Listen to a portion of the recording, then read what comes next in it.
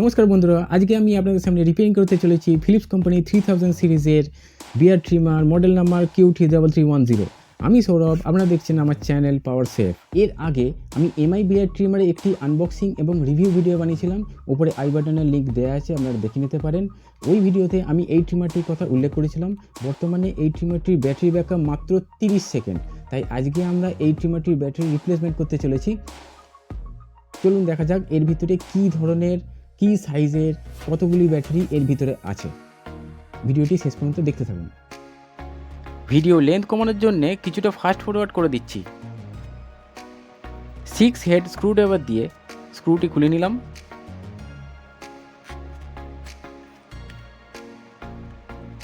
উপর দিক থেকে স্ক্রুড্রাইভার দিয়ে প্রেসার দিয়ে খোলার চেষ্টা করছি। খোলা সম্ভব না হওয়ায় চার্জিং পোর্টের দিক থেকে স্ক্রুড্রাইভার দিয়ে প্রেসার দিচ্ছি। স্ক্রুড্রাইভার এবং ছুরি খুব সাবধানে ব্যবহার করতে হবে, যেন বেশি ভিতরে না চলে যায়।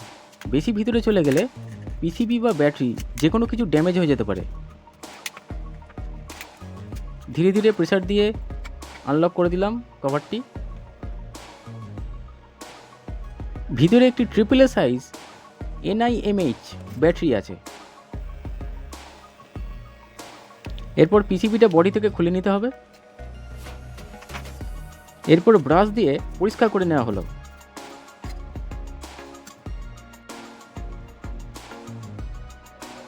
এখানে একটি খুব ছোট্ট স্লাইডিং সুইচ আছে, খুব ছোট্ট সুইচ।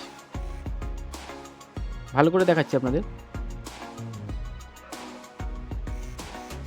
সুইচের কোয়ালিটি যথেষ্ট সুন্দর,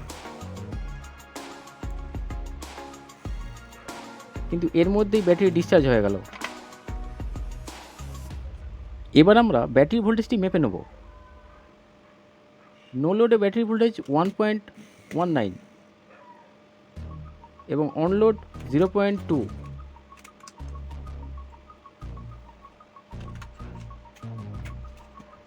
এবার আমাদের কাজ হচ্ছে পিসিবি থেকে ব্যাটারি খুলে নেওয়া। ব্যাটারিটি কিভাবে লাগানো আছে সেটি আগে ভালো করে দেখে নিতে হবে। এই দুটি পয়েন্ট ডিসোল্ডারিং করলেই ব্যাটারি খুলে যাবে। এবার আমরা সোল্ডারিং আয়রনের সাহায্যে ব্যাটারিটি খুলে নেব।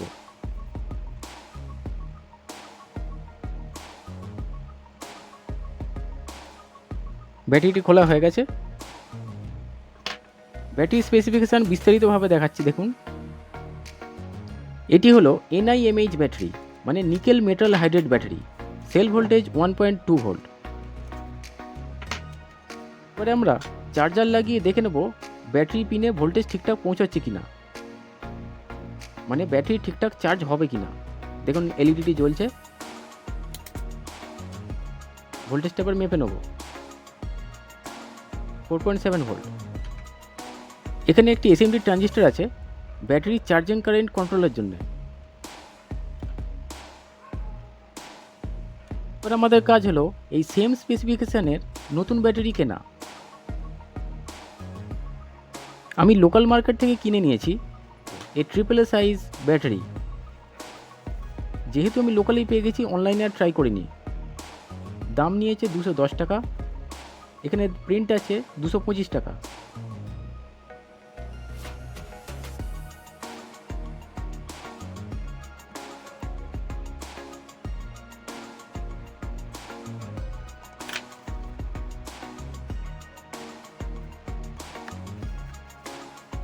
ভিতরে দুটি AAA সাইজ ব্যাটারি আছে। ব্যাটারির মাপ দুটি একদম পারফেক্ট। এর কাজে লাগবে একটি, তো আরেকটি আমি যত্ন সহকারে রেখে দিলাম, ভবিষ্যতে অন্য কোনো কাজে লাগানো যেতে পারে। পুরনো ব্যাটারিতে নিকেল স্ট্রিপ স্পট ওয়েল্ডিং করা আছে। দেখুন স্পট ওয়েল্ডিং করা আছে এখানে। যেহেতু আমার কাছে স্পট ওয়েল্ডিং মেশিন নেই, তাই আমি এই কপার স্ট্রিপ সোল্ডারিং করে দেবো ব্যাটারির সাথে। পুরনো স্ট্রিপের মেজারমেন্টটি নিতে হবে এই কপার স্ট্রিপের ওপর, যাতে ব্যাটারিটি ভালোভাবে লাগানো যায়।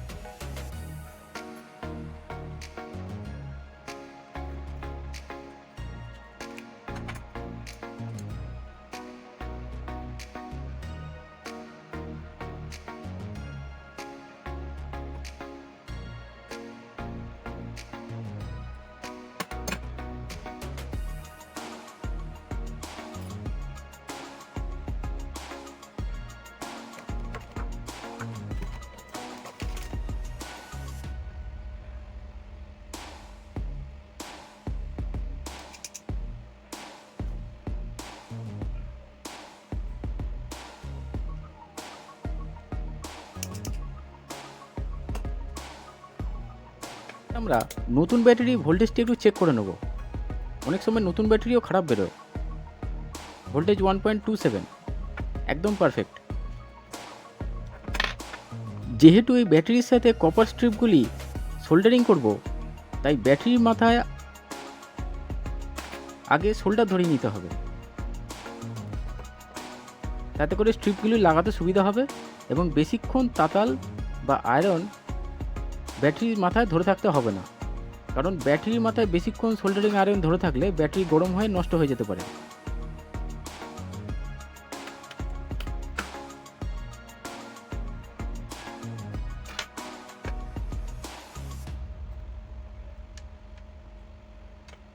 স্ট্রিপগুলিও সোল্ডারিং করে নেব, কিন্তু সোল্ডারিং করাটাকে পিসিবিতে ঢুকিয়ে দেখে নিতে হবে ঠিকঠাক গ্রুপে ঢুকছে কিনা। কপার স্ট্রিপের মাথায় সোল্ডার যদি আগে থেকে ধরানো থাকে, তাহলে ব্যাটারির মাথায় সোল্ডারিং করতে সুবিধা হবে।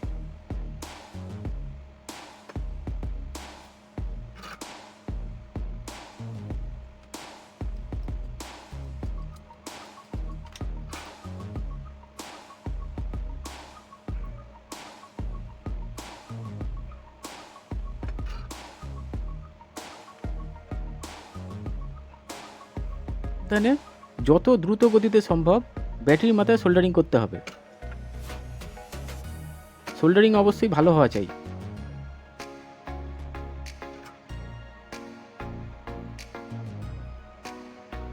এখানে খেয়াল রাখতে হবে দুটি স্ট্রিপ যেন একই সরলরেখা থাকে, না হলে পিসিবিতে সেট করা যাবে না।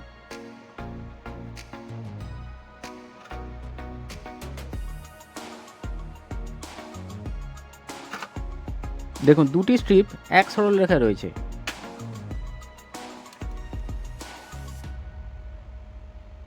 দেখুন খুব সুন্দরভাবে ঢুকে গেল।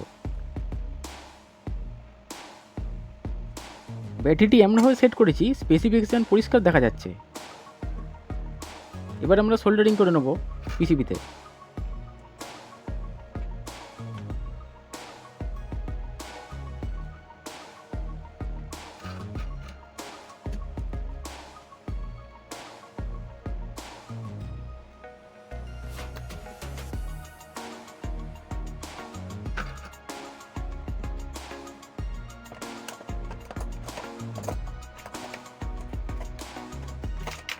এবার আমরা কপার স্ট্রিপের এক্সট্রা অংশটি কাটার দিয়ে কেটে নেব, যাতে করে পিসিবিটি বসানোর সময় কোথাও ফাউল না করে।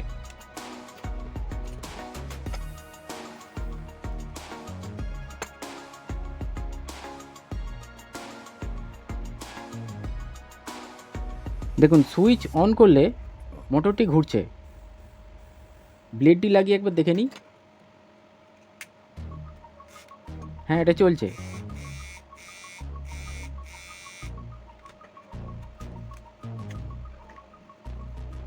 পিসিবিটা যত্ন সহকারে সেট করে নেব এবং সেট করার পরে দেখে নিতে হবে বাইরের সুইচটির সাথে ভিতরের সুইচটির লিঙ্ক ঠিকঠাক হয়েছে কিনা, এবং উপরের যে তারটি আছে তারগুলি সুন্দর ড্রেসিং করে রাখতে হবে। তারগুলি ঠিকঠাক ড্রেসিং না হলে কভার ঠিক বসবে না।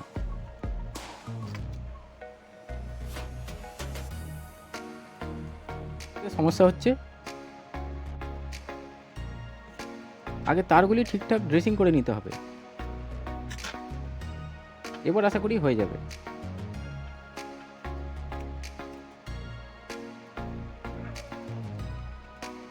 এবার সব দিক থেকে ঠিকঠাক প্রেসার দিলে সুন্দরভাবে এটি লক হয়ে যাবে।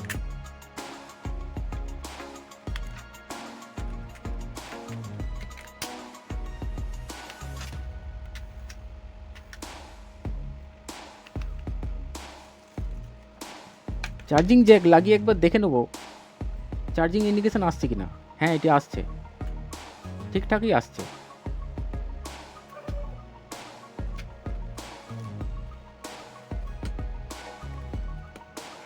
আমরা স্ক্রুটা লাগিয়ে নেব।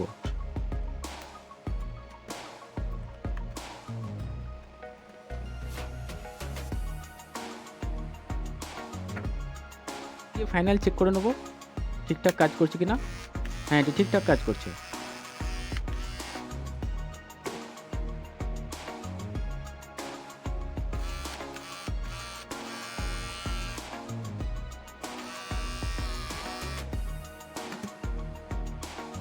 ভিডিওটি যদি ভালো লাগে এবং ভিডিও থেকে যদি আপনি কিছু শিখতে পারেন, জানতে পারেন, তাহলে অবশ্যই ভিডিওটি লাইক করুন, চ্যানেলটি সাবস্ক্রাইব করুন, যাতে ভবিষ্যতে এই ধরনের আরও ভিডিও আপনি পেতে পারেন।